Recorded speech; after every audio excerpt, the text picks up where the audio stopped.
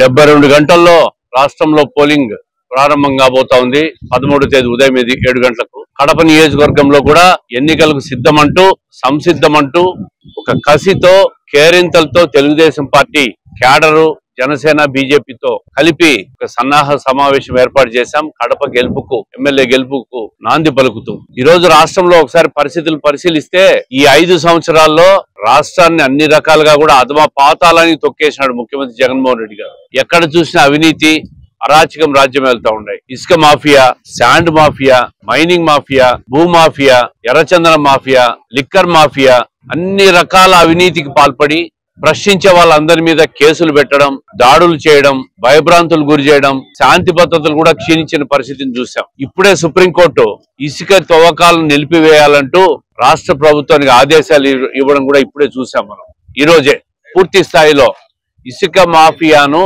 అడ్డుకట్ట వేసేదానికి చివరకు హైకోర్టులో అవన్నీ జోక్యం చేసుకునే ఫలితం రాకపోయినా సుప్రీంకోర్టు జోక్యం చేసుకునే వరకు కూడా వీళ్ళ అవినీతి కొనసాగించిందంటే, ఇసుక మాఫియా అవినీతి కొనసాగిందంటే ఇంతకంటే రాష్ట్రంలో దారుణమైన పరిస్థితులు ఇంకోటి ఉండవు. మనం ప్రజాస్వామ్యంలో ఉన్నామా, రాక్షస రాజ్యంలో ఉన్నామా అని ప్రశ్నించుకునే పరిస్థితికి వచ్చింది. రాష్ట్రంలో ప్రభుత్వ ఉద్యోగస్తులైతే సమయానికి జీతాలు రాక, పెన్షనర్లకు పెన్షన్లు రాక, వాళ్ళ డిఏలు రాక వాళ్ళు కూడా ఈరోజు పెన్ డౌన్ చేసి ఎన్నో సార్లు నిరసనలు ధర్నాలు చేసిన పరిస్థితిని చూసాం. అంగన్వాడీలు, ఆశా వర్కర్లు అయితే ఎన్నోసార్లు రాష్ట్ర హెడ్ క్వార్టర్ లో విజయవాడ, అమరావతిలో ధర్నాలు చేసిన పరిస్థితిని చూసాం. మహిళలను చూడకుండా కూడా వాళ్ళని జైల్లో పెట్టిన సంఘటనలు ఎన్నో చూసాం. కడప విషయానికి వస్తే ముఖ్యంగా కడప జిల్లాలో ముఖ్యమంత్రి గారు మా సొంత జిల్లా అని చెప్పి ఇచ్చిన ఏ హామీ కూడా నెరవేర్చకుండా 5 సంవత్సరాల్లో కూడా ఒక చేతగాని ముఖ్యమంత్రిగా జిల్లా వాసిగా మిగిలిపోయినాడు. ఆయన తండ్రి రాజశేఖర రెడ్డి గారి కంటే అద్భుతమైన పాలన కొనసాగిస్తామని చెప్పినాడు. ఈరోజు ఆయన చేసిన దాంట్లో 5% కూడా చేయలేక విఫలమైన ముఖ్యమంత్రిగా చరిత్రలో తెరకెక్కబోతున్నాడు. చరిత్ర పుటల్లో ఎక్కిపోతా ఉన్నాడు.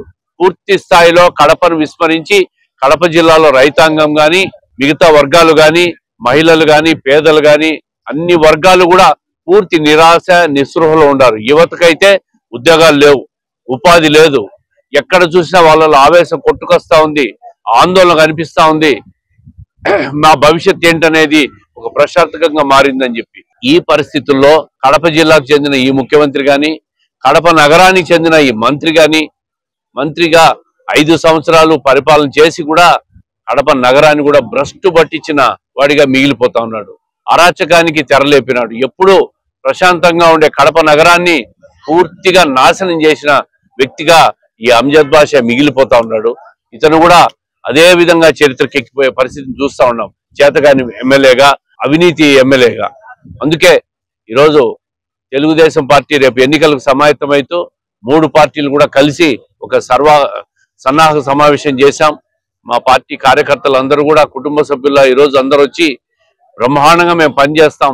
వచ్చేది తెలుగుదేశం ప్రభుత్వం, చంద్రబాబు నాయుడు గారు అధికారంలోకి రావాలా, రాష్ట్రంలో ఏదైతే రాక్షస పాలన అంతమొందించడానికి, చరిత్రలో రాక్షసులను సంహరించడానికి దేవతలంతా ఒకటయ్యారో అదే విధంగా ఈరోజు జనసేన నాయకుడు పవన్ కళ్యాణ్ గారు కానీ, భారతీయ జనతా పార్టీ కానీ తెలుగుదేశం పార్టీతో చేతులు కలిపి ఈరోజు ఈ రాక్షస ప్రభుత్వాన్ని ఇంటికి పంపించాలని చెప్పి ఈరోజు అందరూ కలిసి ఐకమత్యంతో ప్రభుత్వాన్ని పంపించడానికి సిద్ధంగా ఉన్నారు. ప్రజలు కూడా పూర్తి స్థాయిలో ఈ కూటమి ప్రభుత్వాన్ని అధికారం తీసుకొచ్చేదానికి సిద్ధంగా ఉన్నారు. రాబోయే రోజులన్నీ కూడా తెలుగుదేశమే. ఈ నెల 13తో YSR Congress party expiry date అయిపోతా ఉంది. May 13 YSR Congress party expiry date. ప్రజలు మళ్ళీ కూటమి ప్రభుత్వాన్ని, చంద్రబాబు నాయుడు గారిని ముఖ్యమంత్రి చేసేదానికి సిద్ధంగా ఉన్నారు.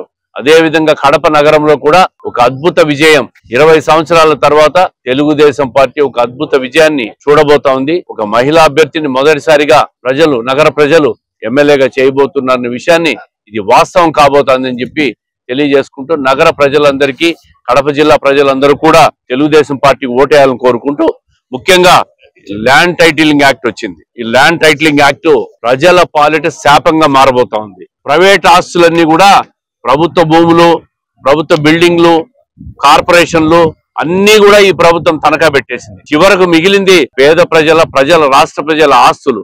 ఈ ఆస్తులను కూడా తనఖా పెట్టి ఈ ప్రభుత్వం అప్పులు తీసుకొని దాన్ని అవినీతిమయంగా వాళ్ళు సంపాదించుకునే ప్రయత్నం చేస్తున్నారు. ఈ ల్యాండ్ టైటిలింగ్ యాక్ట్ ను పూర్తిగా మేము ఖండిస్తా ఉన్నాం. దీన్ని ఎట్టి పరిస్థితుల్లో తెలుగుదేశం ప్రభుత్వం వచ్చిన తర్వాత ఈ చట్టాన్ని రద్దు చేయడం ఖాయం. ఈ ల్యాండ్ టైటిలింగ్ యాక్ట్ వల్ల సామాన్య ప్రజలందరూ కూడా వాళ్ళ ఆస్తులన్నీ కోల్పోవడం, లిటిగేషన్ లో పడితే కోర్టుకు పోని విధంగా చట్టాన్ని తీసుకొచ్చే ప్రయత్నం చేసిన ఈ ప్రభుత్వాన్ని ఇంటికి పంపించాలా. ల్యాండ్ టైటిలింగ్ యాక్ట్ ఏదైతే ఉందో ఈ జీవోపత్రులన్నీ కూడా మేము ఇప్పుడు దానం చేసే కార్యక్రమాన్ని కూడా చేస్తా ఉన్నాం. ప్రభుత్వ ఉద్యోగస్తులందరూ ఓటింగ్ పాల్గొన్నారంటే ఈ ప్రభుత్వం మీద ప్రభుత్వ ఉద్యోగస్తుల కసి ఏ విధంగా ఉందో, వ్యతిరేకత ఏ విధంగా ఉందో, పని చేసి జీతాలు రాక, పని చేసిన వాళ్ళకు పెన్షన్లు రాక, రోజువారీ టీఏడిఎల్ రాక వాళ్ళు బాధలను చూస్తే ఈరోజు ఉద్యోగస్తుల్లో వ్యతిరేకత స్పష్టమవుతా ఉంది. చివరకు వాళ్ళు దాచుకున్న పిఎఫ్ డబ్బును కూడా ఈ ప్రభుత్వం కాజేసేసింది, వాడుకునింది, దాన్ని అన్యాక్రాంతం చేసేసింది. అందుకే 98% ప్రభుత్వ ఉద్యోగస్తుల పోలింగ్ జరిగిందంటే అవన్నీ కూడా తెలుగుదేశం పార్టీ ఓట్లే. ఖచ్చితంగా ప్రభుత్వ వ్యతిరేక ఓటు అవన్నీ కూడా మళ్ళీ చంద్రబాబు నాయుడు రావాలని కోరుకుంటా ఉన్నారు. ఎక్కడ ఈ రాష్ట్రంలో ప్రభుత్వ ఉద్యోగస్తుల మద్దతు అంతా కూడా తెలుగుదేశం పార్టీకే. పెన్షనర్లు కానీ అందరూ ఓటర్లకు అదే విజ్ఞప్తి చేస్తా ఉన్నాం. రాష్ట్రంలో రాక్షస పరిపాలన పంపించి ప్రజా పరిపాలన తీసుకురావాలా, ప్రజల వద్దకు పరిపాలన తీసుకురావాలా. ప్రతి ఇంటికి తెలుగుదేశం ప్రభుత్వం, కూటమి ప్రభుత్వం ఏర్పాటైనాక సూపర్ 6 పథకాలన్నీ కూడా ఏవైతే ఉన్నాయో అవన్నీ కూడా ప్రతి ఇంటికి చేరాలా, అభివృద్ధి కార్యక్రమాలు జరగాల, నీటిపారుదల వ్యవస్థ రాయలసీమలో పూర్తి చేయాలా, తాగునీటి సమస్య కడప నగరంలో తీవ్రంగా ఉంది, దాన్ని శాశ్వత పరిష్కారాన్ని తీసుకురావాలా. ఇవన్నీ కూడా ప్రజలకు చేస్తామని చెప్పి విజ్ఞప్తి చేస్తున్నాం. ప్రజలు తెలుగుదేశం పార్టీని, మాధవి గారిని గెలిపించాలని చెప్పి విజ్ఞప్తి చేస్తూ, అదేవిధంగా ఎంపీ అభ్యర్థిని కూడా భూపేష్ రెడ్డి గారిని కూడా గెలిపించాలని విజ్ఞప్తి చేస్తాం.